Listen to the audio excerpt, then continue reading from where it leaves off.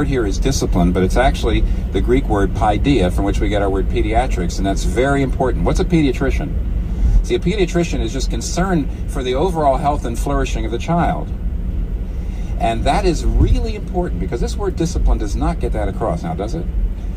When you and I think of discipline, I mean, the English word discipline has the connotation of punishment. And that's all right. If I'm doing paideia, if I'm trying to, if my concern is the flourishing and the good, verse 10, of a child, then sometimes there's going to be consequences. Sometimes there's going to be consequences. So, for example, if my child lies, the worst thing that I could possibly do is not bring any consequences into that child's life, because if the child goes on to be a liar, that child is going to have the most miserable life.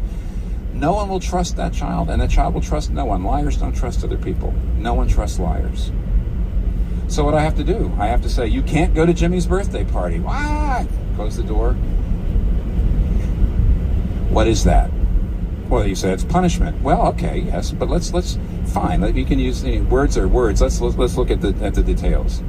Paideia means not retribution, not payback, not tit for tat.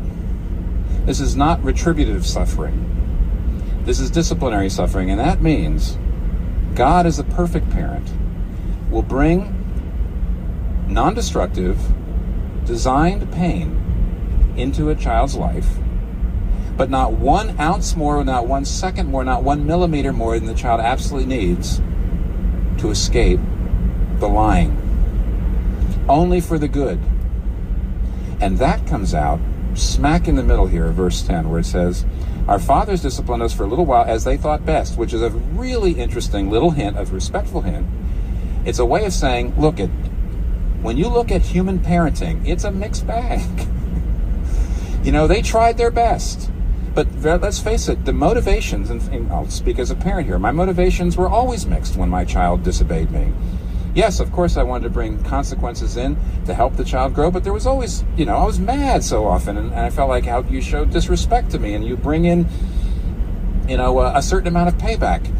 Human parenting is imperfect, but not God's. See?